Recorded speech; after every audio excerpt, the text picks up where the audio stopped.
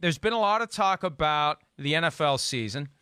And when will there be an NFL season? Will it be 16 games? Will it be 14? Will it be 12? Will it start on time? When will training camp be?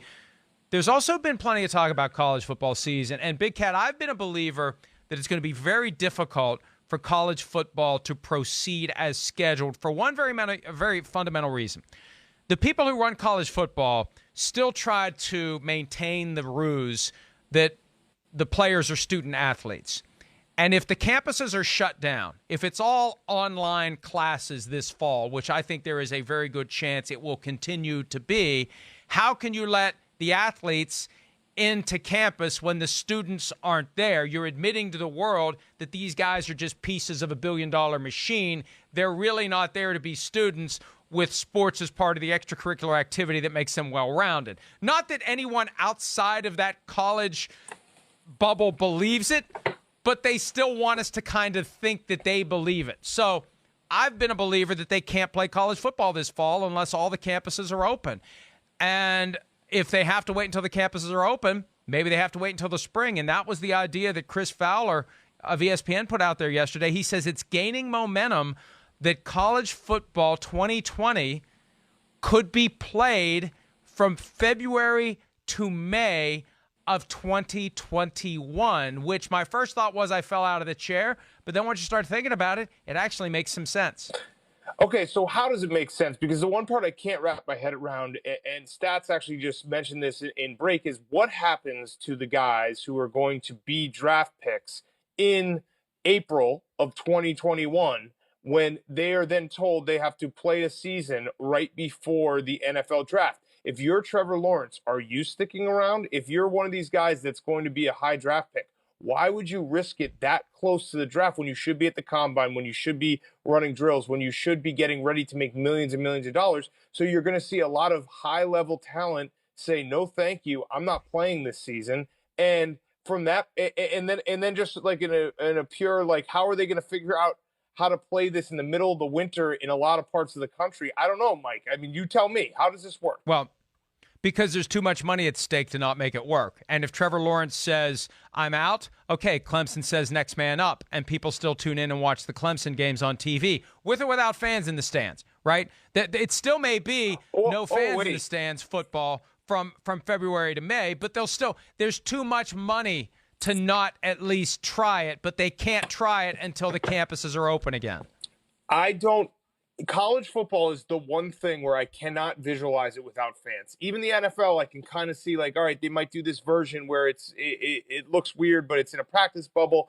College football, the fans are such an important part to the scene, to what's going on. I can't visualize it, Mike. I really cannot. So I think if they wait till February, they're doing that because they can then have fans and have the normal college football season. I think if they wait till February, they're not going to say we're waiting till February so that we can play a weird version of college football where we do play in a practice bubble with no fans. I just don't see that happening.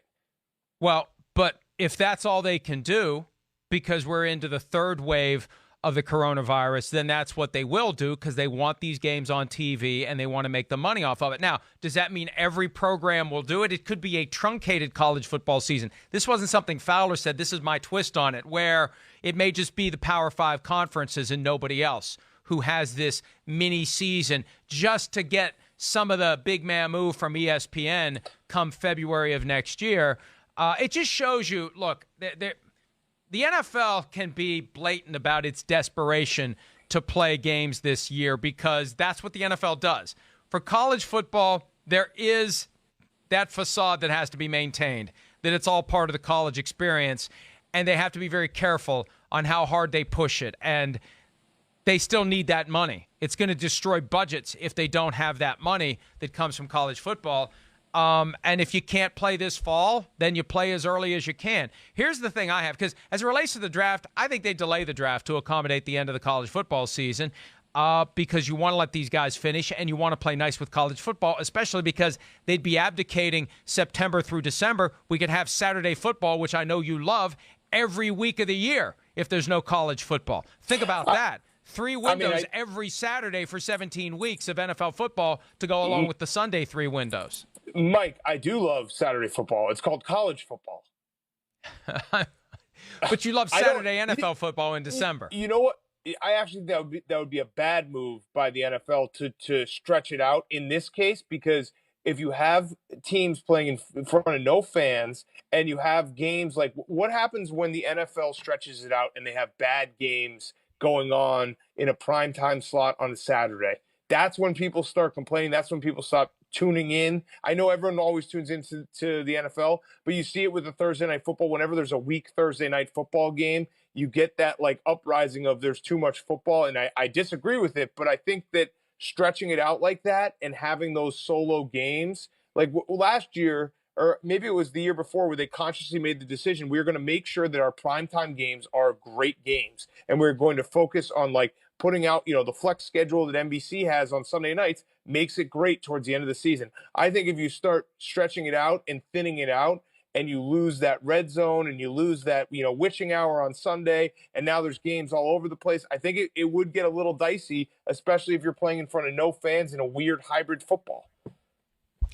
Yeah, I still think that if there's nothing else going on and if college football is gone, it's something the NFL has to at least consider. Because what else are we going to do on Saturdays?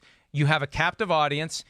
Assuming that, if we're at the point where fans can't attend these games, then we're at a point where people aren't going to be going out and doing a lot of things. There's going to be a lot of people at home on Saturdays. I just think it's something the NFL is going to have to consider if those Saturdays are open from September until early December. The other thing that concerns me, if you finish a season in May of college football, how do you turn around and start it up again late August, early September? Yeah. I mean, these guys need some time off. So I don't know, do you stagger it for the next 3 or 4 years? Do you start February of 2021, January of 2022, December of 2023? It just doesn't make sense to me to do it that way. But it just underscores the urgency for the people who are responsible for college football, especially at the schools where it is a huge moneymaker and the conferences where it is a huge moneymaker, to find a way that still preserves some shred of the ruse that these guys are student athletes when they're clearly not. And we all know they're not. And maybe they just get to a point where they just don't bother.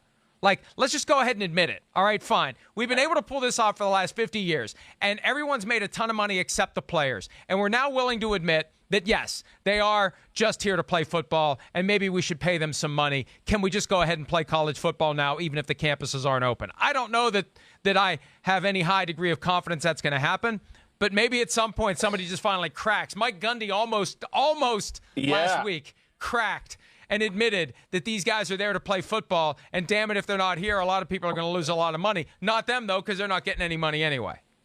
At the end of the day, I want to take a more positive approach, because I know we're doing the doomsday and everyone's trying to figure out what's going on. Why can't, at what point, what's the date that they have to have a hard decision on this? What's the date where college football has to make a decision? This is when the season's going to be played.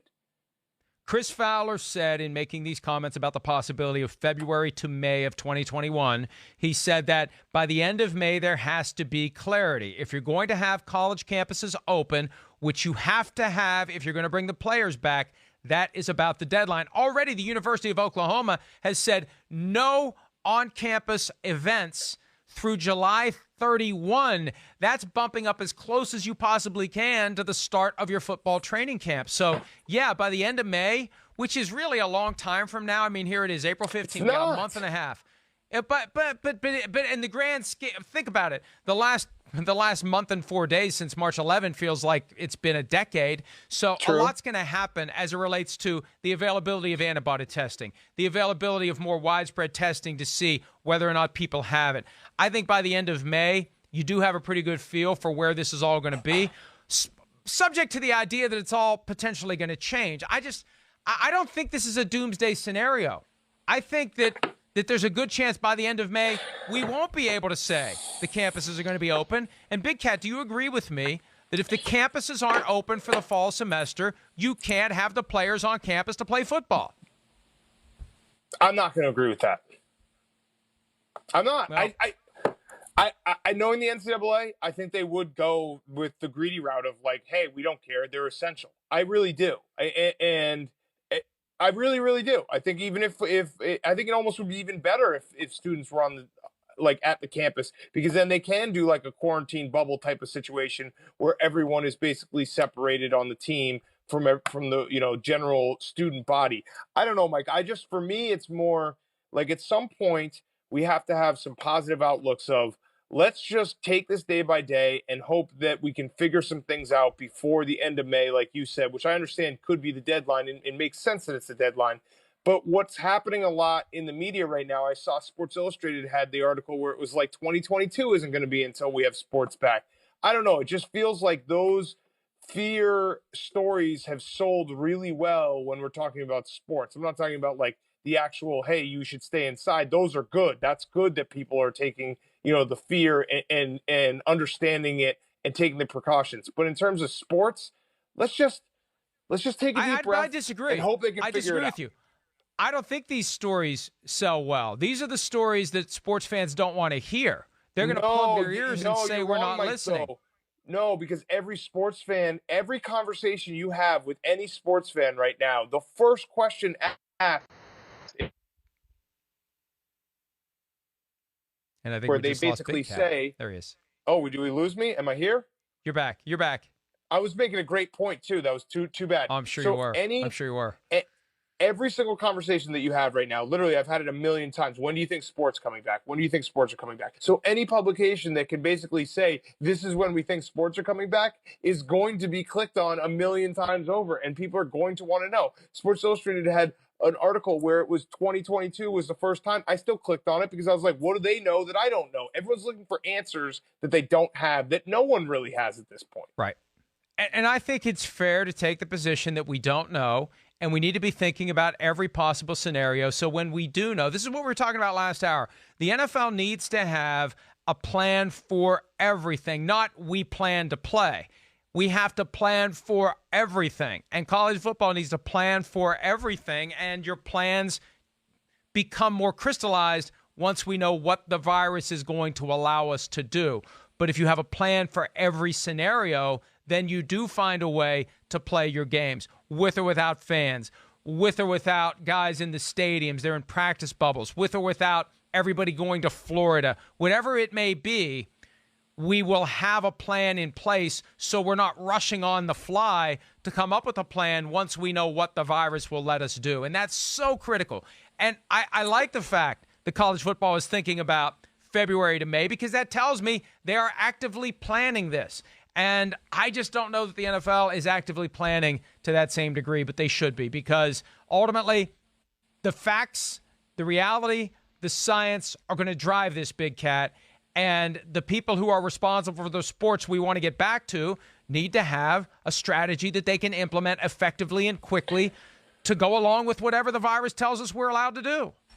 Yeah. And in that point, we do agree. And it is, a situation where you have to listen to the experts. I'm just trying to give people a positive perspective in a time where everyone's looking for an answer. And my positive perspective isn't even that positive, Mike. It's simply, let's stop trying to guess when sports come back, and let's just hope that maybe they can come back sooner than later. Right, but and I don't disagree with that, but I also think that people are adults and they understand that you can be positive but also realistic. I'm a man baby. But I'm a man baby. But here's why I keep banging that drum. I want the people who are responsible for the sports to take it deadly seriously and to have a plan, and not just have that kind of oblivious, hey, it'll all be okay, everything always works out for us, this will work out too. That's a recipe for disaster. And my message is mainly to the NFL. Have a plan for every possible scenario, because it's going to be very hard to come up with a plan on the fly when we get to September or August, or whenever you finally realize where the virus is and what it's going to allow you to do by way of playing a season.